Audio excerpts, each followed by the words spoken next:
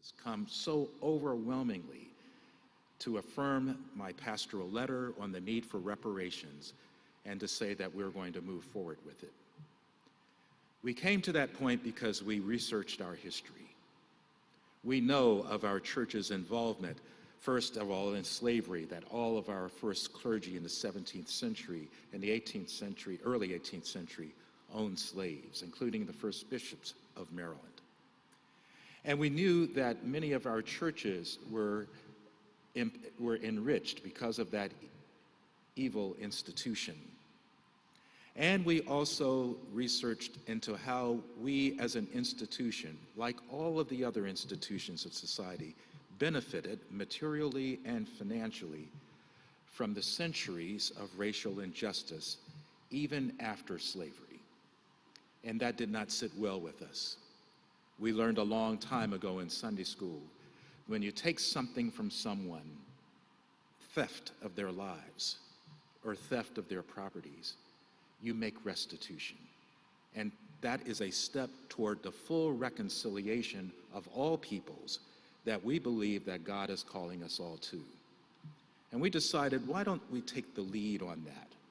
Rather than the church falling behind, let's take the lead and let's put our money where our mouth is, knowing that reconciliation and reparations are one step. Forgiveness and reparations is the beginning steps of a longer process that will help us to achieve full reconciliation. This is why we're here today, because of that act, and then the next annual convention, we voted on the sum of establishing a seed fund of $1 million. It's more than that now, not because of the stock market, as we all know, but because of continuing contributions to that fund of people from all over the state, Episcopalian or non-Episcopalian, saying, we want to be a part of this. We want to be a part of efforts to address housing inequality, education inequality, poor health care, environmental degradation, and the need for microeconomic justice. People are saying, we want to be a part of it. Today is a full expression of that. To guide that process of identifying the institutions, the organizations that are benefiting this day, we've had two excellent leaders. Leading the Reparations Task Force, to my left, our first, Stephen Gibson. Stephen Gibson is a noted educator for many, many decades. I'm not going to say how many, Stephen. Throughout the state of Maryland and beyond, noted for his innovative thinking and efforts to increase educational access to everyone. He is a member of the St. James Episcopal Church, Lafayette Square here in Baltimore. He serves as co-chair with the Reverend Nancy Hennessy. Nancy is the rector of the Sherwood Episcopal Church in Cockeysville, Maryland. For the last year and a half or so, they have worked tirelessly with the Reparations Task Force, composed of members from all over the diocese. Wherever you are in this audience, please stand right now if you are a member of that task force, and let us all, please stand, and let us all show our appreciation to these leaders and collaborators.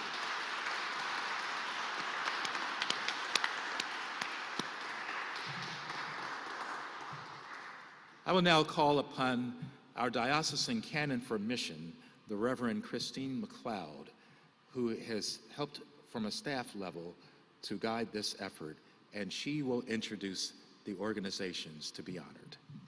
Please welcome Chris McLeod.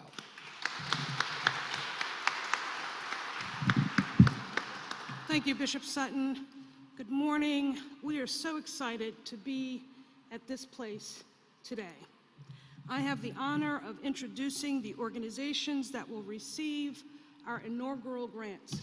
We are so happy, and this has been a process of deep joy for the committee doing this work. So I'm just going to delve right in. If we have representatives from the Anne Arundel Connecting Together Act program here yet? Okay. The Samaritan Community. Come forward, please.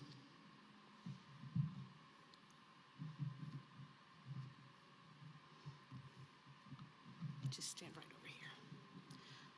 The Samaritan Community provides assistance to meet the needs of individuals and families living in crisis and those who wish to improve their lives. Their program is rooted in respect, hope, and healing. They think of themselves as a small organization with a big impact, and indeed they do have a big impact here in Baltimore City.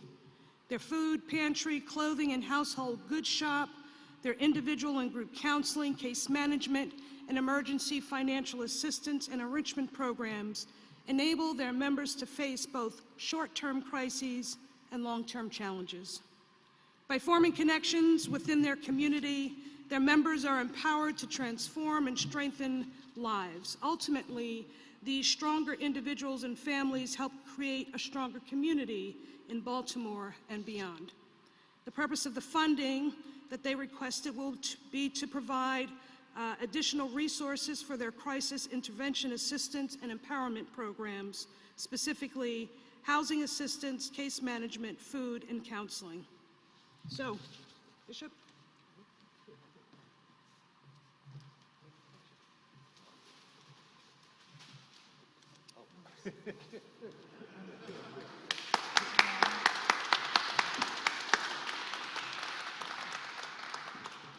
Thank you to the Samaritan Community in presenting this check for you. I wouldn't take this exact copy to the bank, but just know that a check is on the way.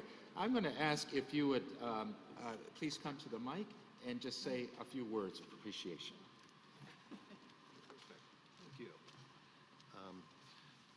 I'm Peter Dunn and wanted to very much thank you all and the Commission.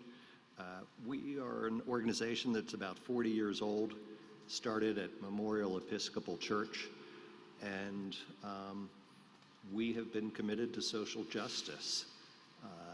And I think, as everyone here knows, that comes in many forms.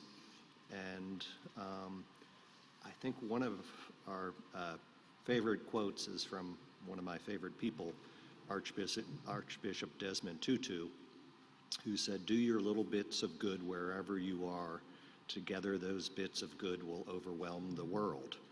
So we believe strongly that by promoting justice on the individual level, we can help to, with everyone here, transform Baltimore and the world beyond. So thank you so very much. We are deeply grateful.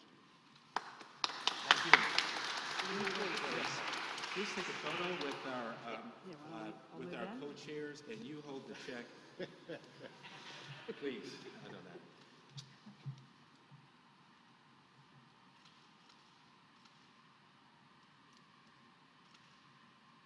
Thank you. Thank you so much. Congratulations. Yes, Yeah, take it to the bank. Terrific. Yes. Feel free to hang it on the walls.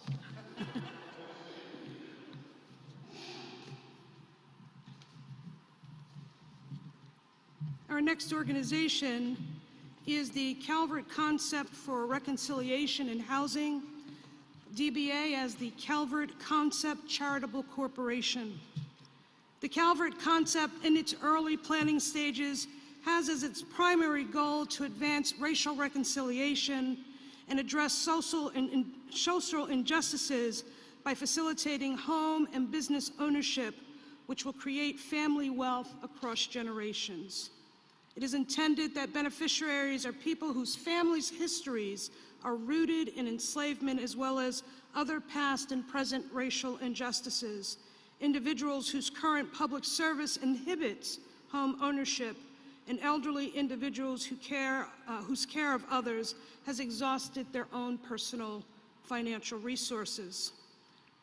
They will realize this work through their charitable corporation of like-minded volunteer partners create an attractive, environmentally sound, intergenerational community in Calvert County where families can live 3 to 5 years while qualifying for home and business ownership, to provide education, social services, job opportunities, financial institution assistance, and savings matching that will lead to mortgage qualifications, provide elders with dignified supportive housing while part of the community and transition assistance for the next stage of life care. Also, to help generate program income and jobs for participants with on-campus local businesses, and to document all processes and lessons learned to create a set of tools for communities across the U.S., helping them to replicate and tailor this concept in their localities. We're very happy to be able to present the Calvert concept with a check for $30,000 as they continue in their development of this program. Please welcome.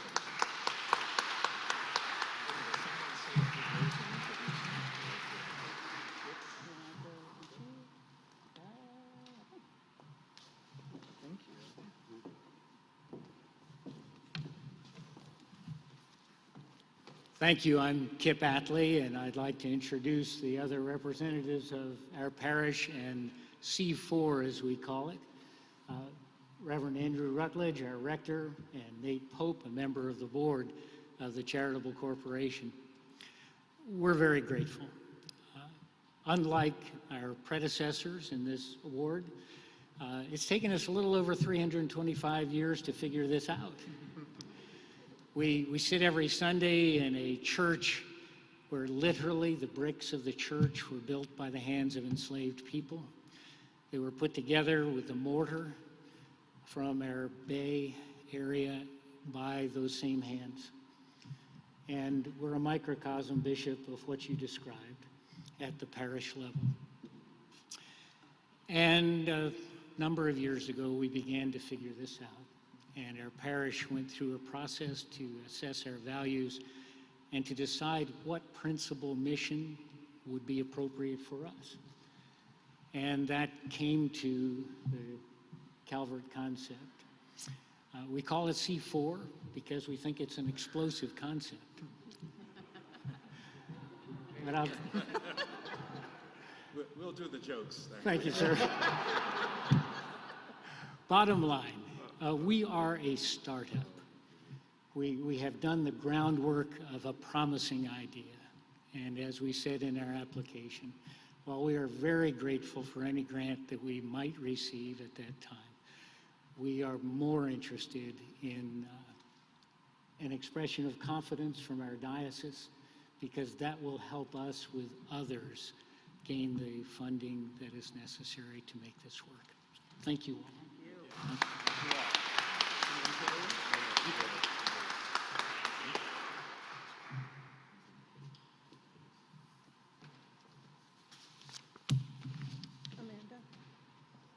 Amanda.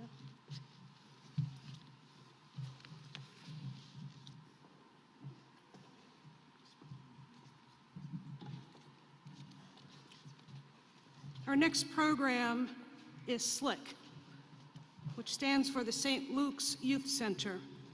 SLIC is a collaborative of West Baltimore, particularly in the Poppleton and Franklin Square communities, where families working together with friends, neighbors, and partners collaborate to provide youth with critical resources, life-enriching experiences, and a safety net of support. Their after-school program offers academic enrichment, social, emotional learning, and leadership development to over 30 children ages 5 through 19. Every school day, SLIC kids gather together for community engagement, healthy foods, academic support, and enrichment opportunities. They also sponsor Camp Imagination during the summer, which expands upon the program offered during the school year. And finally, their Moms on a Mission program, which began during the pandemic, has given women and caregivers the opportunity to create effective and enduring solutions for their community through monthly impact initiatives. SLIC's programming is rooted in the arts, education, and empowerment. The children participate in guest artist workshops throughout the year and summer, and adults and families have contributed to their podcast project and lead various arts workshops. SLIC is looking to hire a part-time arts and culture organizer and public education coordinator who will work alongside SLIC's program to co-create art experiences and exhibits that will feature the works of youth, parents, and partners and local artists, ultimately uplifting the voices and talents of their community.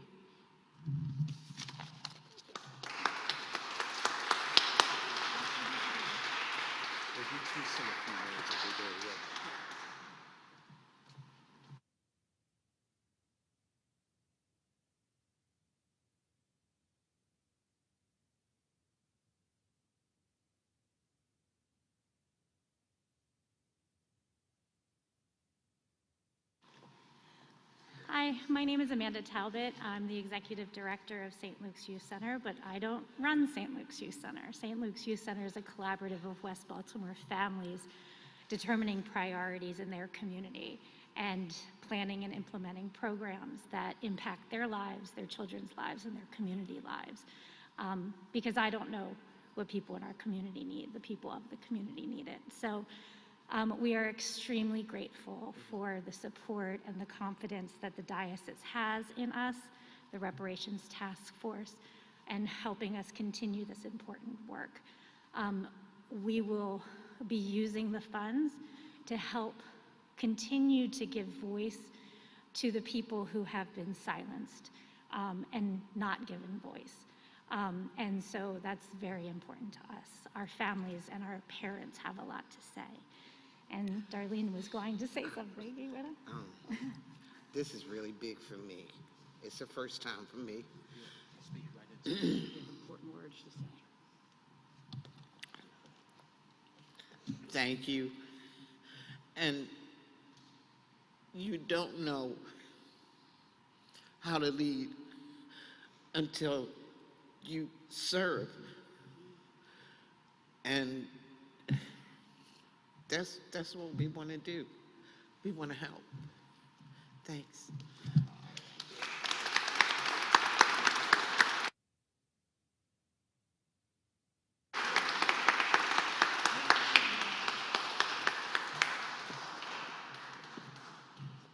Ajay.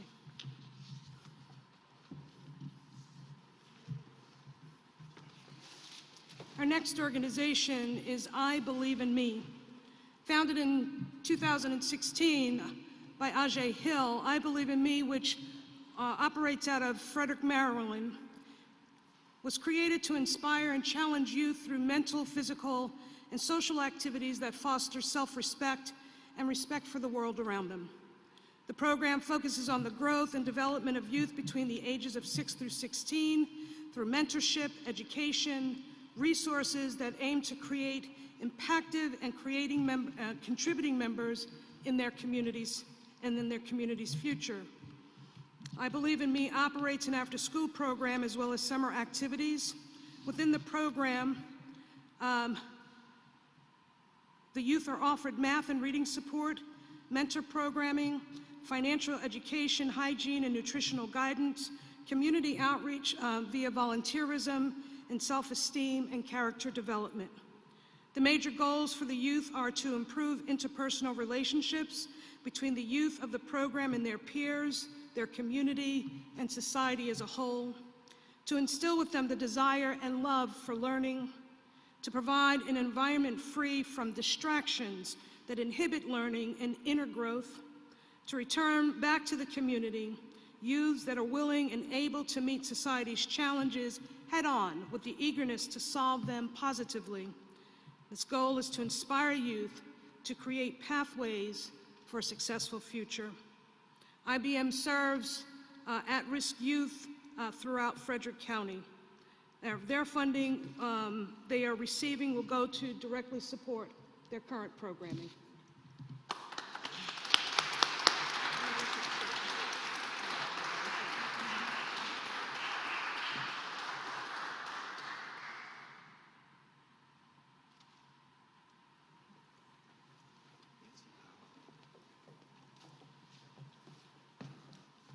Wow.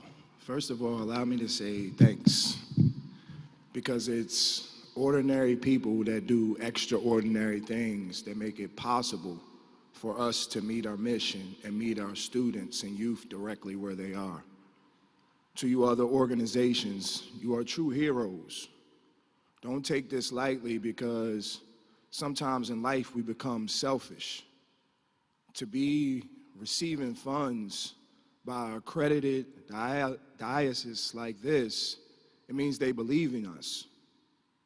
It means they truly value the work that we do. So I commend you for the work, the selflessness, the time, the consistency, and the love that you provide into others. Because me, myself, the judge gave me 20 years in the penitentiary, and I was a menace to society. I had to go to prison and spend 8 years for my higher power to save me. So I know what it's like to be hurt. I know what it's like to be sad. I know what it's like to be broken. But today, through this mission, I Believe in Me, Inc., we aim to prevent kids from going into that darkness and help provide avenues of light. So it's an honor to be here today. I came all the way from Frederick just because I wanted to see the faces.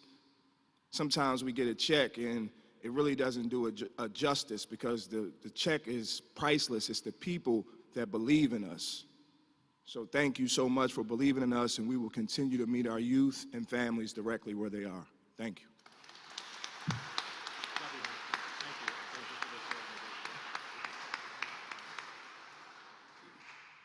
At the conclusion, we're going to have everybody up here, all the recipients, and we'll take a picture with all of us.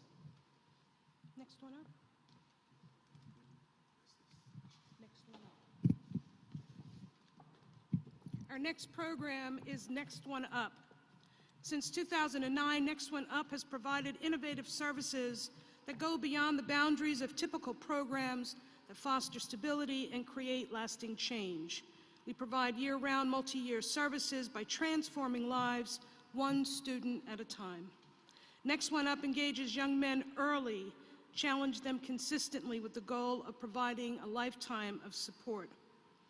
By helping to build the next generation of Baltimore's leaders, they do it by promoting learning and exploration that fosters a mindset where students develop a lifelong passion for learning, by creating community and connection, by building a community of young people committed to self-improvement who share a similar mindset of pulling the next one up, building leadership and vision by helping participants define and achieve their goals for the future and inspire the next generation of leaders.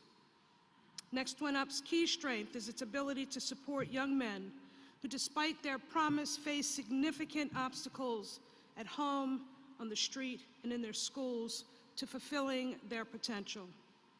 Some of the risk factors include unstable housing, lack of basic needs, incarcerated family members, addiction in the home, experience of trauma, and so on and so forth. The pandemic has exacerbated particular challenges, created new ones, and widened the achievement gap. These young people's dreams could be easily derailed without the right level of support and engagement, and their funding will go directly to their current programming.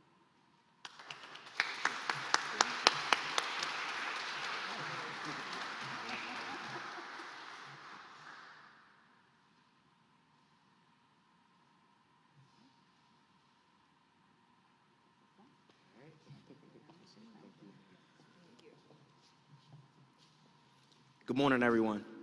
My name is Shel Simon. I'm the Deputy CEO of Next One Up.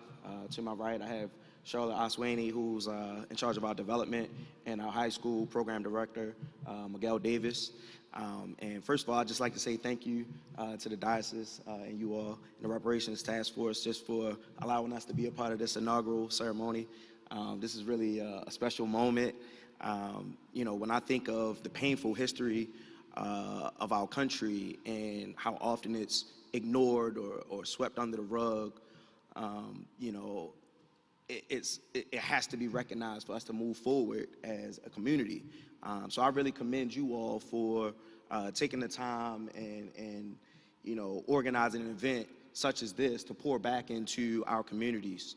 I know this funding, as you mentioned, will go directly into our current programming. I know we're growing. I was just telling someone this past weekend, we recruited 27 new young men that we'll bring in, and that puts us over 150 young men that we're serving in Baltimore City. I know I've seen in the 8 years that I've been doing this work with Next One Up, I know that, if you believe in young men and youth in general, and support them and provide the resources, they will step up to the plate and they will succeed. So these efforts have to take place, all over our country, I believe, and I truly do commend you all for this effort. So thank you all. We really appreciate it, and look forward to what you all do in the future. Thank you.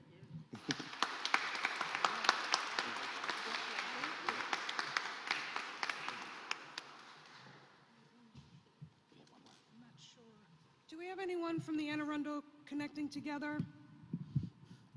I'll just read their story. Believe they will be receiving a grant of $30,000.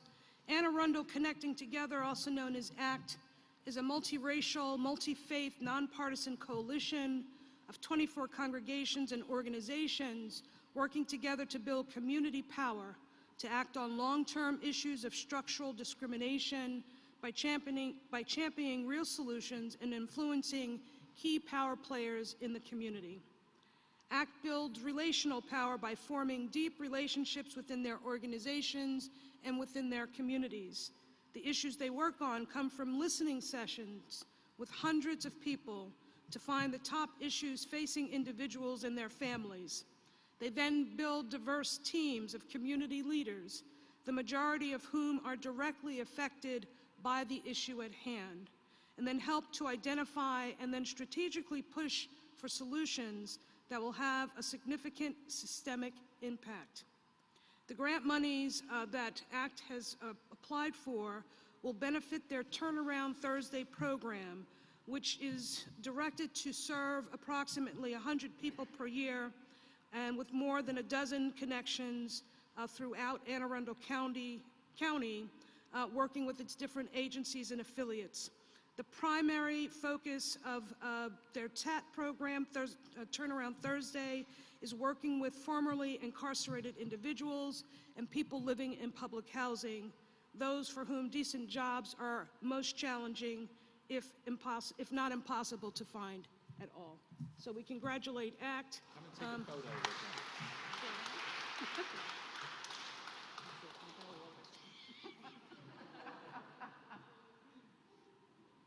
We're acting like ACT.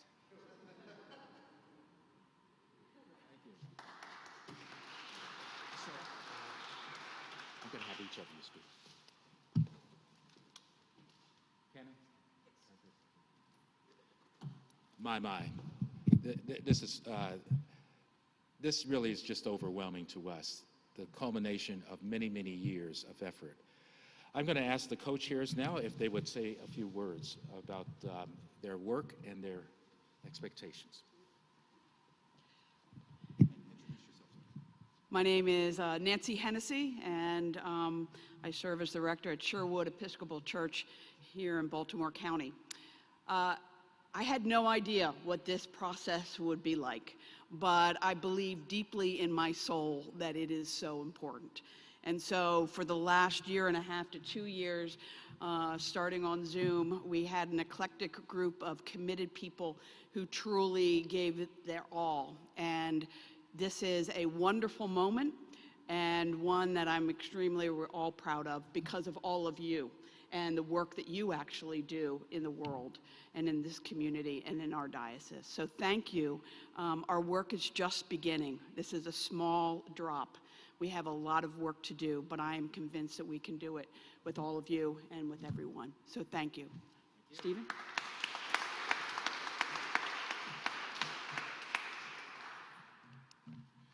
Let me just say, welcome aboard. And the reason I use that term today is going back to the thought of Harriet Tubman and the Underground Railroad. On one of her latter journeys, she had in tow a gentleman who had tried to escape 3 different times. He was at the last leg of the journey, right on the border of New York before you cross over into Canada. And she looked at him as he sat down, as he sat in this train, and his head was down, and she was saying to him, "Why aren't you saying something and smiling?" And he would not say a word. He just kept his head down. As the train crossed the Niagara River, he lifted his head up, and then he said, "Thank God, because now I have made it." Today, we start a new train. We start a train started by this diocese and fueled by it, to keep adding on cars and cars and cars of folks who are committed to the cause of reparations, the cause of uplifting youth, the cause of uplifting impoverished people within this community. So I say thank you, but I would be the most remiss if I didn't say thank you, thank you, thank you to the hardest working folks of a committee that any co-chairs could ask for.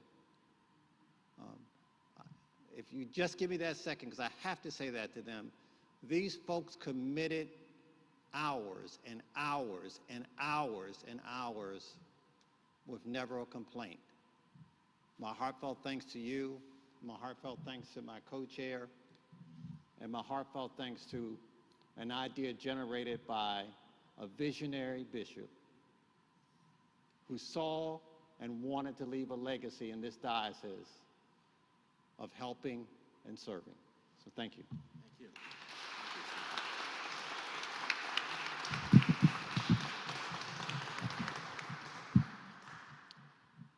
Many people in the United States wonder, why reparations? I did not own slaves, and maybe my family didn't own slaves, and I love everyone. Today is part of that answer. The legacy of 350 plus years of discrimination against persons of African descent have taken a toll on this nation, and it has affected all of us, all of us. None of us may have been guilty, but all of us have a responsibility. Today is an indication of the responsibility that we are taking, and we're asking all others to take responsibility also for the situation in which we find ourselves today. And I'm going to invite all of you to be a part of it, either through this diocese or through other institutions like it. Let us return, not give back, but return some of the wealth that has been accumulated over 350 years and return it to African American communities. That's what today is about. Bishop Bob Uloff, is the Assistant Bishop of Maryland, and he had been called away unexpectedly. He was to give some final words in a prayer, but I want to acknowledge the work that he has done.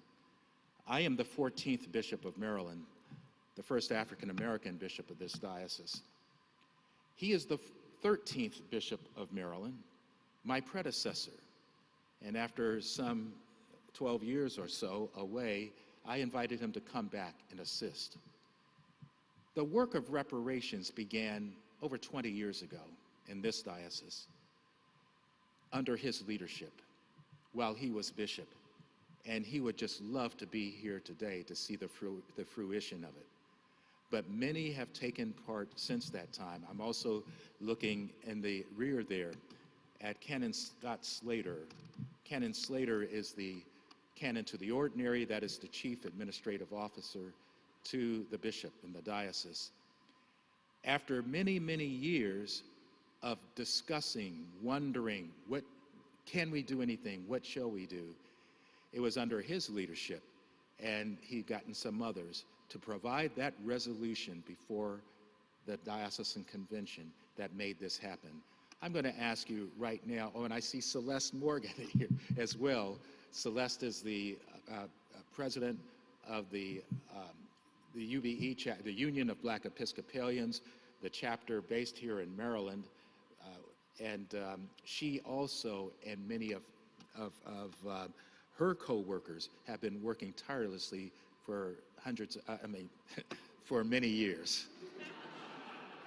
Please stand, Celeste, and please stand, Scott, and honor those two as well.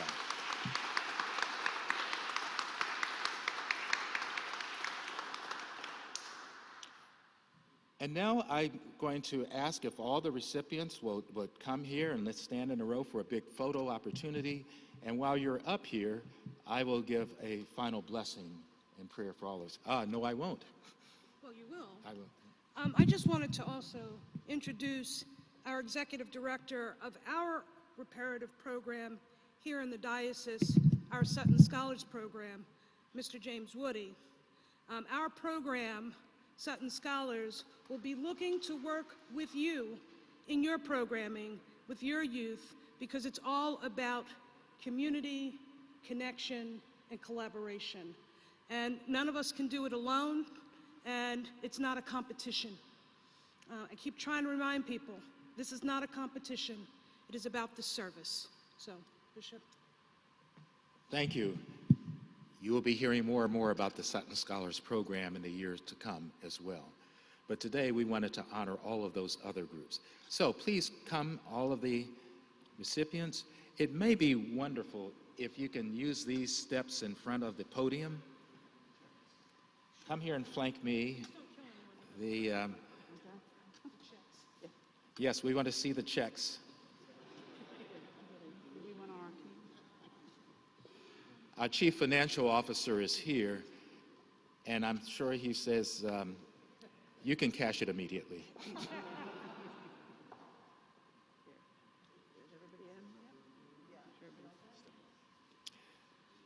In the church, we believe in blessing people. All of us need blessings, and God's blessings. Receive now this blessing. Everyone, please stand. O Lord our God, we thank you for the gifts that you have given us, the gifts of reason, of memory, and skill, the gifts of being able to research history and pay attention to it, the gifts of love, of justice, of reconciliation. And we pray also, we give you thanks for the financial blessings that you've bestowed upon the Diocese of Maryland.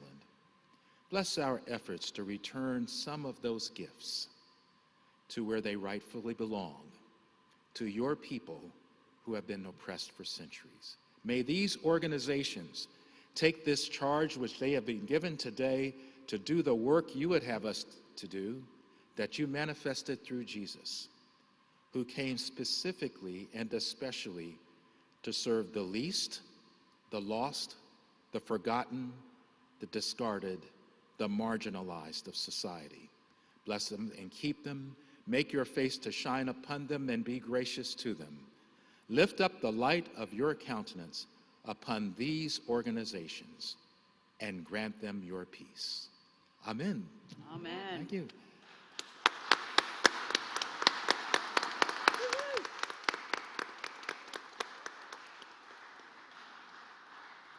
And now, my friends, I believe there is food. Chris, do you want to say a word? Absolutely. You're all invited to box lunches in our Peabody room. If you just go out this hallway, down the hallway, you will be directed. There's some tents set up outside so we can continue to social distance and communicate with one another.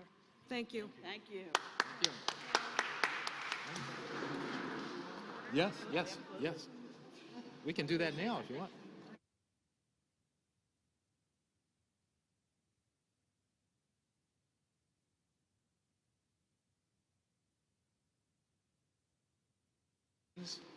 Would love for you to meet right here if you have any questions or comments. Yes. Thank you, sir.